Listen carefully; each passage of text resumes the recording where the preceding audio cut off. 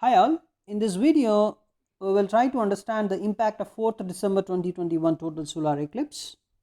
So you can see the details in the timeanddate.com, but of course, even though the solar eclipse is visible in some parts of the world and it is not visible in some other parts of the world, but still we consider the impact is global.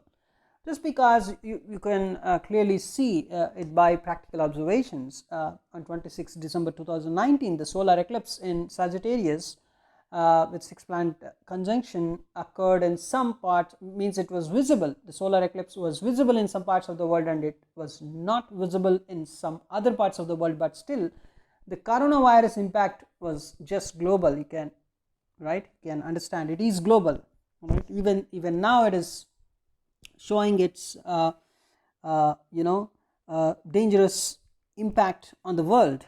And now, so this 4th December 2021 total solar eclipse impact is global, and I'm interested in this particular 4th December 2021, this particular that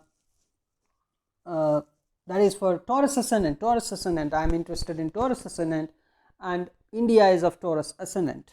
So a first house, the 1-7 axis is the afflicted axis here, and the 7th house is the most impacted house here. So in mundane astrology, what is first house? Basically, first house represents the existence of a country, right? So here definitely, so this is the ruler's chair and common people. So the first house generally indicates the ruler's chair, the attitude of the common people and the general conditions of the country. It is just the existence of the country, right? Because ascendant always tells the very basic minimum existence of that particular entity, right, in the question, right? So it's something like it includes the state's minimum law and order, minimum public health, right? And also the ruler's chair also determines the type of ruler who will occupy the chair at a certain point of time. So in addition to that, the common people's attitude has the capacity to determine the continuance of the rulership or not. So the country's rulership, the existence of the rulership, this is the minimum basic thing of the country, the ruler's chair, the common people and the general conditions of the public, right? The minimum thing, the minimum public health, that is the minimum conditions, right, for the existence. So as Rahu is present here during the eclipse, so obviously eclipse is going to give some kind of changes, right?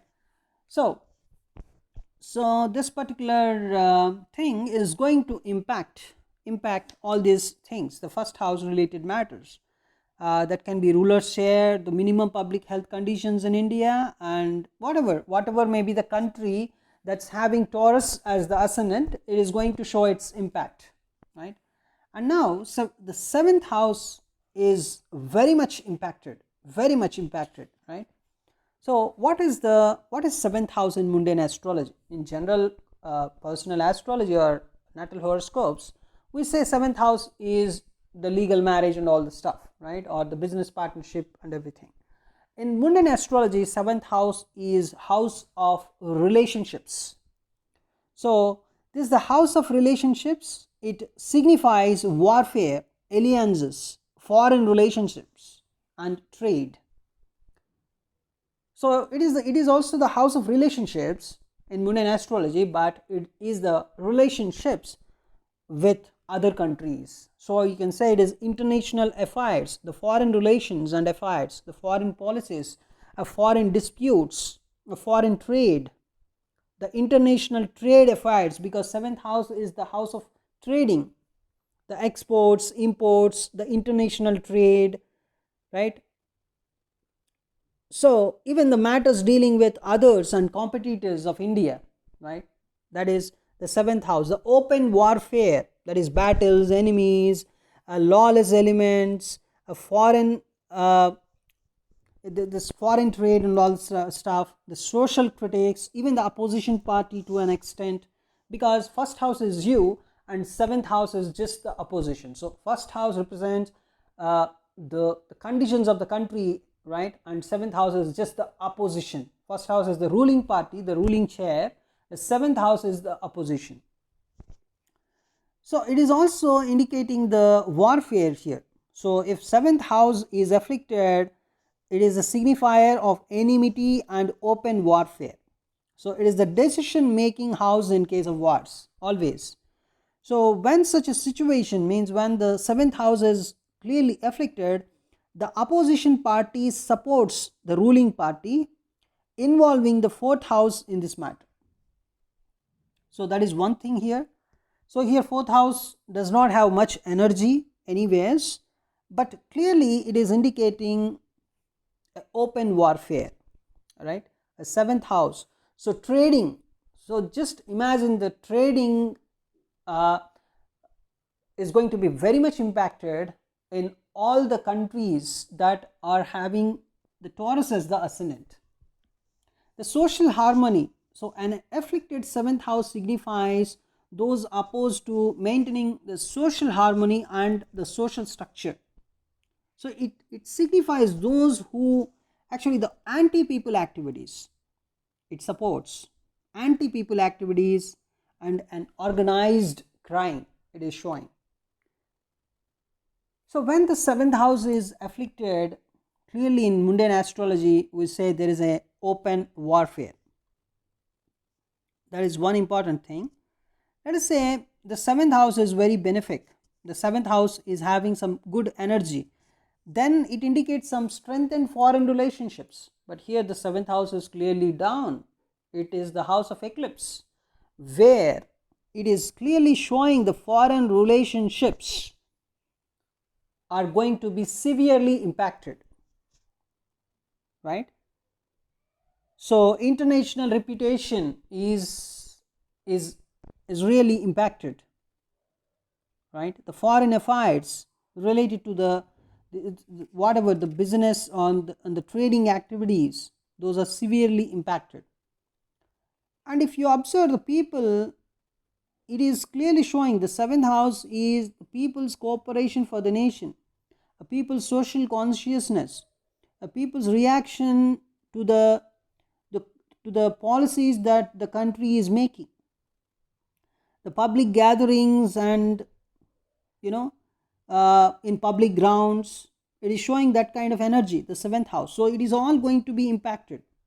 So it is not at all a good advice to have a very big public gatherings after this solar eclipse. So the social harmony is going to be a bit impacted. The public relationships, mainly the foreign relationships are going to be impacted severely. So obviously this is the stock related activities, also the seventh house is the trading. So trading is going to be severely impacted, and that is the energy observed here. And if you see the sixth house, Mars is present. So what is sixth house in mundane astrology? So in mundane astrology, sixth house is house of services and health. So Mars is present there at the time of eclipse. So sixth house generally indicates the state of public health of the nation. The public health, the vaccination programs mainly by government bodies. So here Mars is present.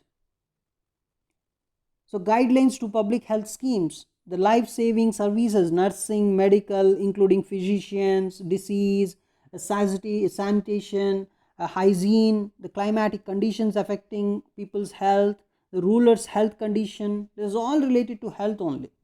And also the defense and civil services, the Ministry of Defense, armed forces, paramilitary, navy, air force, warships, warplanes, all these things, right?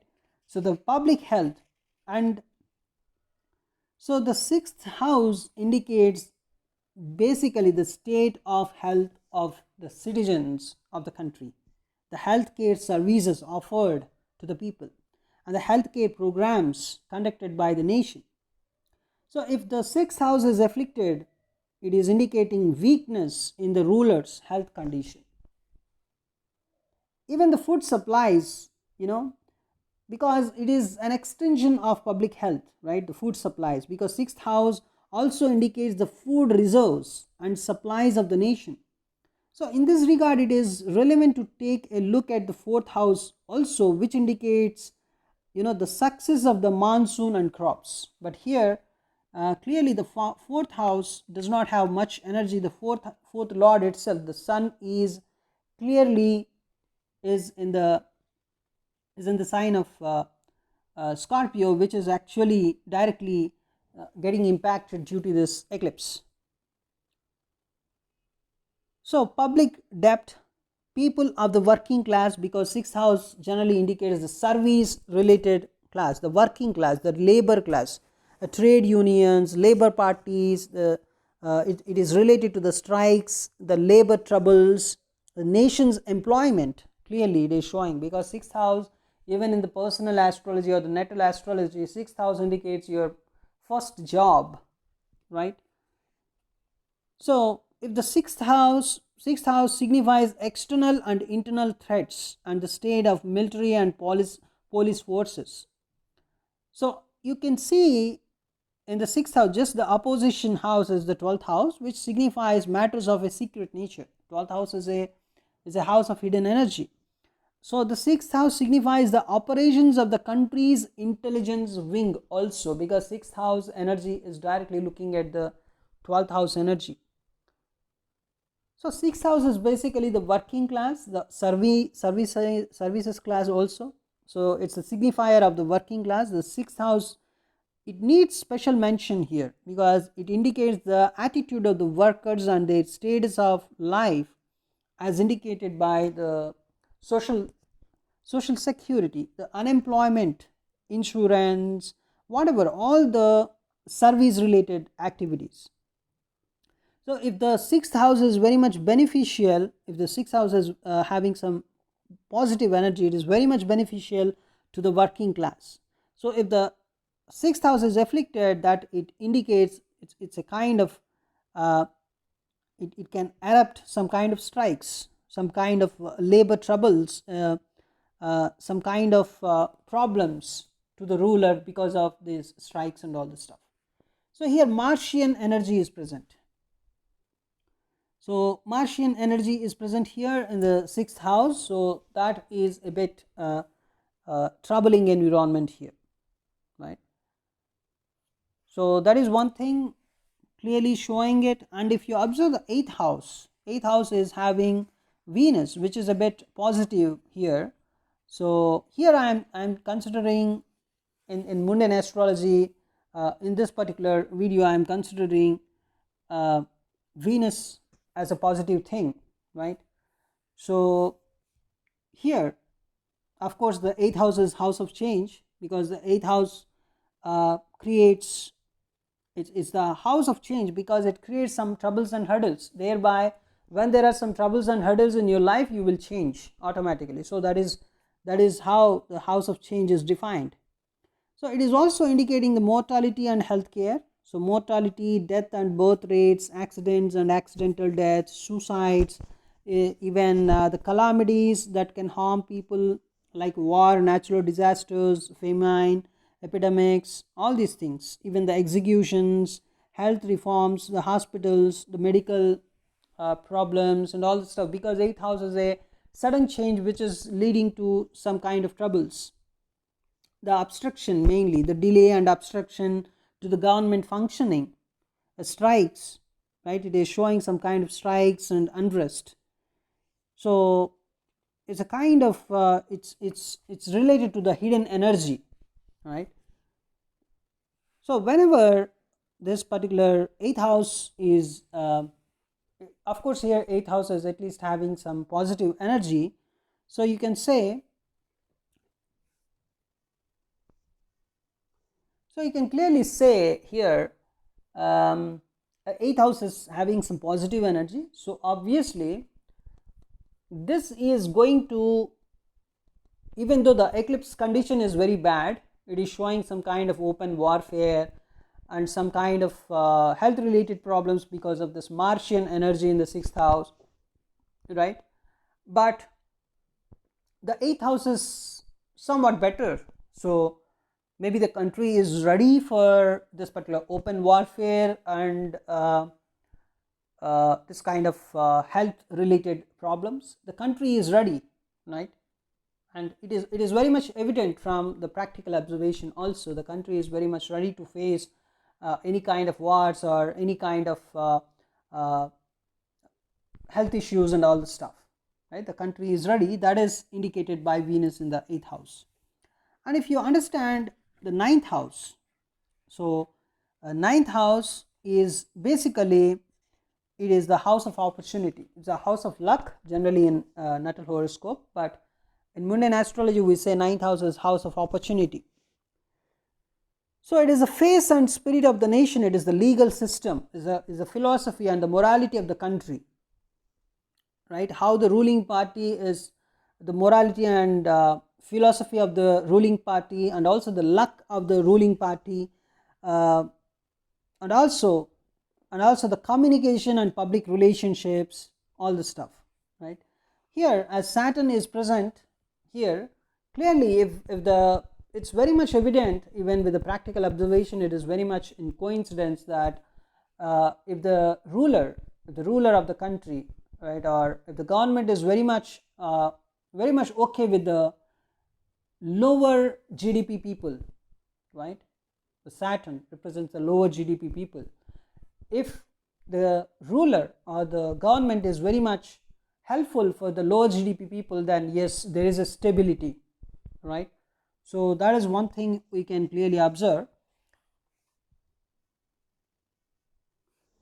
And if you check the 10th house here, so 10th house is the main house, of course is the karma house in the natal horoscope, but in mundane astrology it is called as the house of collective responsibility. So it mainly represents the ruler's function, the ruler's power, right? The ruler and the party in power, the government, the head of the nation. It is mainly representing the karma done by the ruler. So it is related to the ruler completely, the nation's image. Also, how this particular ruler is going to support the country, right? That is seen by the 10th house. So the 10th house indicates support to the ruler also, from whether it can be the parliament, from right, the legislature, or it can also indicate threat to the ruler from natural or man-made disasters by bringing some kind of trouble to the country. So such events result in public loss, of course, public's, not only the public loss, public loss of faith on the ruler, right? If the 10th house is very much afflicted, so then it is not at all a good thing for the ruler, right? As 10th house is filled with Jupiter's energy, I am considering this particular Jupiter is very positive. So there is going to be support to the ruler from the public. From the public, there would be some kind of support to the ruler for sure, right? So if 10th house is severely impacted, then we can expect a transition in rulership or a change in the rulership also. But here,